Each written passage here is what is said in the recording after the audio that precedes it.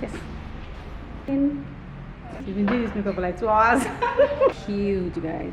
And I love the feel. It's so spacious and so well ventilated and well lit. Look at my back, you can see light everywhere. So imagine kind of pictures you take here. The pictures are going to be perfect, like picture perfect. It's like everything looks clean.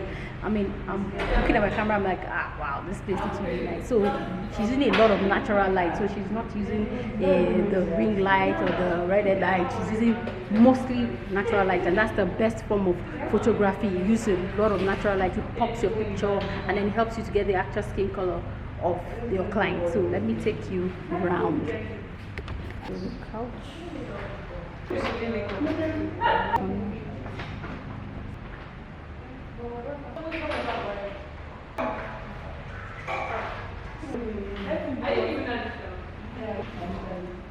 Hi guys, so today I'm with Anita and we're just going to be talking generally. So one of the things I've always wanted to ask her is how was she able to settle in the Nigeria beauty industry, our own scene. I know she's she didn't. Did you train here? No. Okay, so I didn't train.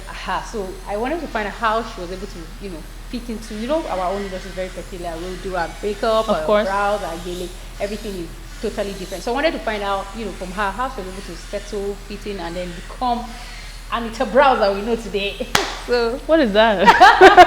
Okay, it wasn't easy because I think a lot of people forget to ask you about when you started. People just assume that everything is going fine or everything was great, and it's because they've only known you from that time that it was great. So I've been doing makeup for probably 10 years now. Wow. I was bored, so I started watching YouTube, and I grew my interest in makeup. Yeah, YouTube.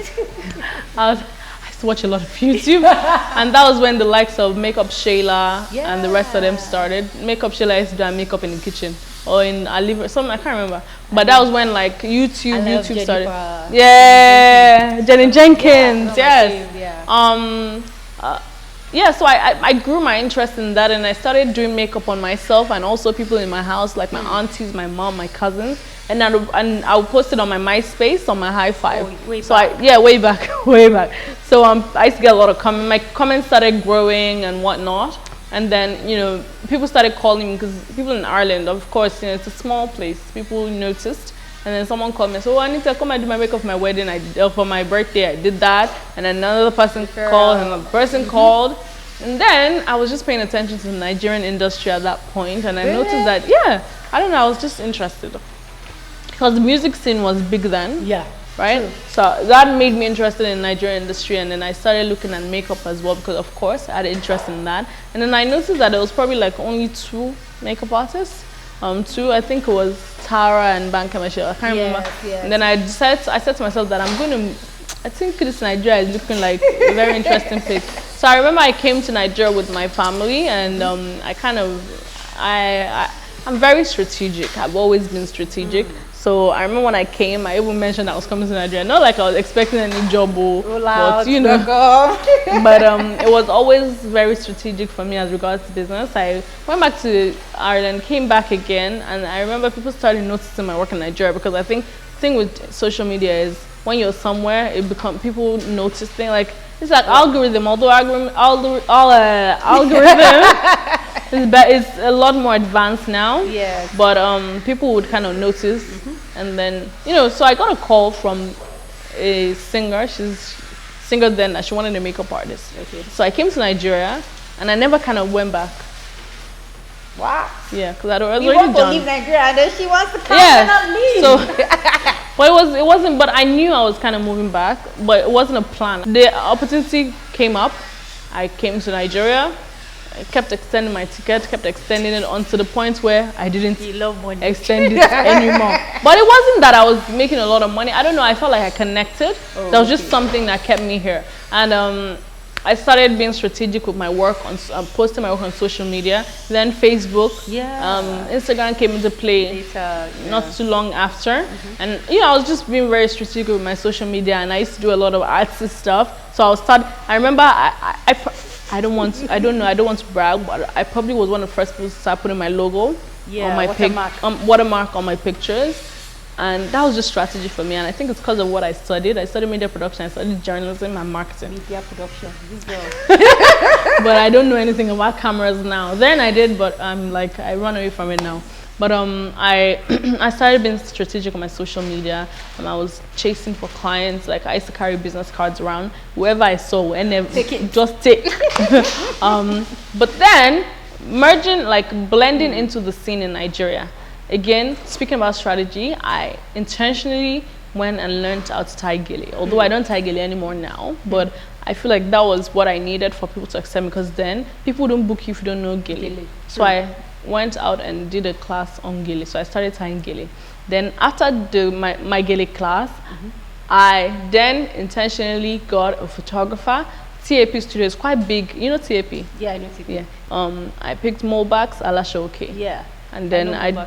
OG. Yeah, OG. Yeah. So you can imagine how long ago that was. So I did a photo shoot with all two of them and some models, but I did traditional shoot. So like if you type my name, those pictures still come up. But that was strategic because I wanted to get into that market. Scene, yeah. That was what was ringing, and that was where the money was at. So I was getting a lot of jobs from there, and that's how my clientele grew. And then I met quite a few celebrities that I was able to kind of enter their carts, and then it kind of clicked. Yeah, referral. It kind of clicked from there. And then, you know, from them putting me on my social media, my clientele began to go. So I'm very grateful to a lot of people for every step of the way that for every step that I've been through. And one thing I've kind of learned, if you need people to step forward, you can't be on your own and just you're good and say you're good. Do you understand? You have to know how to kind of reach out to people, collaborate, open your heart to, because it's so crazy, because a lot of new makeup artists now feel like they can just wake up and just do. And it wasn't, it can't even be like that. You need to be able, like, jobs will come. I'm not saying, because I'm an advocate for collecting money, but there's some things where you don't need to collect money for them. But if you know some clients, some people contact you and you know they don't want to pay, but you know it's good for your profile, you can actually ask for an honorarium or TFE or something, something to cover the expenses, because I don't expect you to put money into someone else's business. Because if you know that it's going to help your brand grow, just, you know, reach out to them and say, oh, do it for nothing, but ask them for an honorarium so that, you know, you're not, it covers something for you. But don't be too quick to expect someone to pay you so much. Do you understand? You need to grow. It's a stepping stone. Of course, there are the lucky few that they just wake up and say, boom, done. 1 million. You know, I'm not saying that you're not lucky, but again, don't rely on luck. I don't work on luck at all. I work on hard work. And again, I'm a child of faith, so luck isn't really my thing. I feel like I'm blessed already, but again, faith without work is dead. So you know, just keep working. That's kind of what has always helped me out. I've just always been a go-getter. I've always been strategic and intentional. You know, find a vision. I've got a vision for my brand: educate, equip, and empower. And I kind of work educate, equip, and empower. So I work around those two words to grow my brand. I think if you have a vision, you kind of have a mind. It will guide you. It's a tunnel vision for you. So yeah, that's my short story. Okay. I hope you were able to pick one or two things. So I have another question, and then I would love to find out from you. Okay, so this is self-sustaining. Like, you can actually have a career. What would you suggest at this age and time? Is this self-sustaining, or you have to get a 9 to 5? Because I know a lot of people do this side also. So this is a tricky question for me. Well, not for me. It's a tricky question generally, because I know a lot of people say to me, "Oh, I'm an architect, but I want to now fully go into makeup." If you ask me, I'll probably tell you no. You know, be a freelancer. Continue your 9 to 5, but also do that on the side, because before makeup can sustain you, it will take a very long time. Tell them. You have to.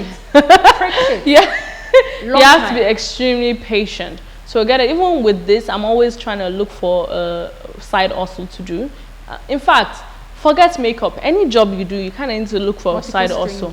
But it will take a very long time for you to make the kind of money, because I'm still looking for that kind of money that I'm looking for. But in the meantime, if you have something sustaining you, You can definitely do makeup, but I wouldn't say you should quit everything and just jump on makeup. When you know that your business is booming, you can now say, okay, how much am I making? Can it, you know, would it cover my expenses monthly? If it does, then go ahead. Yeah, but I wouldn't say you should just quit just to start. It's not sustainable at all. Because it's always going to be a slow process. Yes. First 6 months. Yeah. 6 months. You're not ready. I've been nice. 6 months. That's really nice. So you have to be very patient. You know, you don't hear the story at the start because, you know, you only know the person when they're successful, I guess. But and in fact, let me just tell you now, a lot of people look like they're making money, but they're not. Do you understand? And yeah, it's not about the fine picture that is posted on social media. A lot of people look like they're making money, but they're not. So don't get too carried away by that. Don't feel like there's money. Oh my God, money. Everything is a process. Managerial skills. You need to learn that. Even if you cannot afford to go to classes, there are videos online.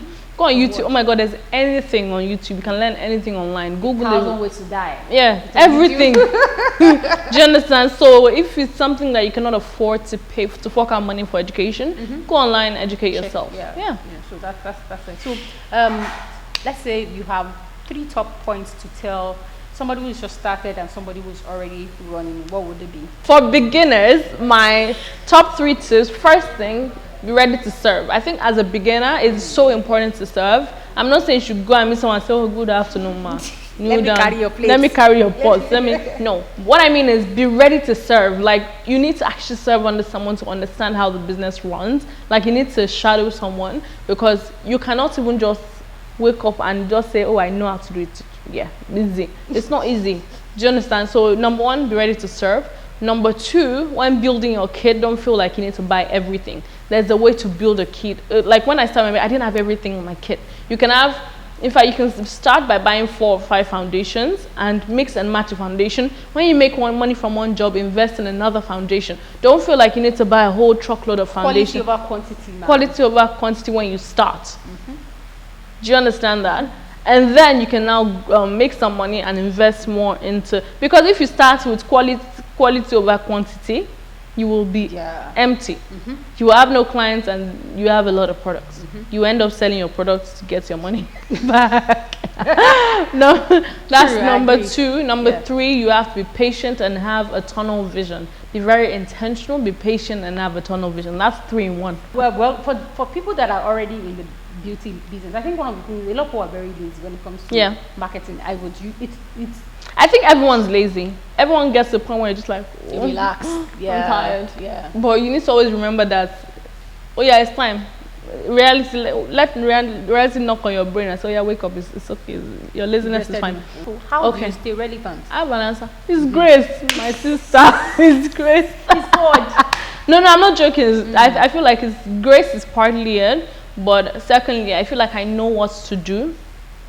Which is? To stay relevant. Which is? I'm telling you, a lot of us have it on our hand, but we don't want to. I know, like, for example, I have an idea that I'm supposed to do. I know that if I do this idea, it's going to help my clientele. I'm just procrastinating. A lot of us just need to search deeper. I'm not kidding. You guys just think about this thing I'm saying very well. You know, I'm not going to tell you all of my ideas that I have. True. But I feel like everyone knows that there's an idea. There's something that will help their brand. Push them to the next level. Push them to the next level. So we get too comfortable and complacent, right? So with me, I know that if I'm quiet, I go quiet on social media sometimes because I get irritated by social media. A lot of times we can get carried away by what people like and we now devalue ourselves or lose track. So let me start doing it the way everyone else is doing it. And then you lose track of who you are, your creativity. And then you forget that the reason why people have always liked you is because of how you are. Your own style. Right? Yes. Your own style. So so like what makes me live, I don't dance around from one style to one style. I'm who I am. The clients that come to me, I already kind of know what they want. So Anita Brows is Anita Brows. You won't find me with one wild makeup on my social media.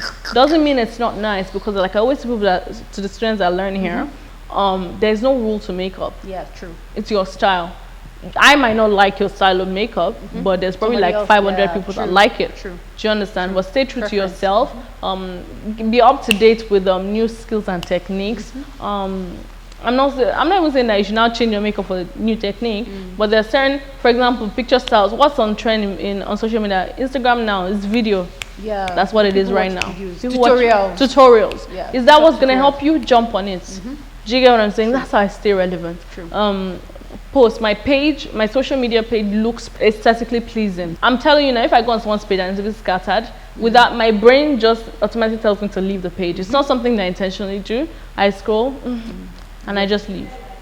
Right? So yeah, that's kind of some of the things that I have. So much. Thank you. So, well done, guys. So if you have any question, drop it in your comment section below, and then she gets to read it and answer it. So thank you so much, Anita Brows. Thank you. I hope I've covered everything that I want to ask you. She's such a sweetheart. Oh. So I was going to ask her. I said, okay, so people are living in Nigeria. She's here. There's always something you are seeing that we're not seeing. I don't know. I feel like there's one gold. There's one goal.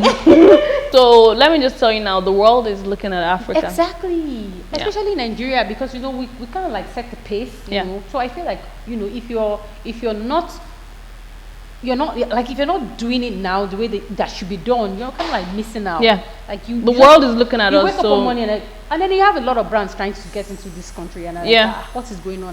There's something we're not seeing that these people are seeing. Yeah. So guys, don't get discouraged. Jump on it. Jump on any opportunity. Any collabo, any opportunity, just do it. Thank you guys for watching. Thank you. Bye.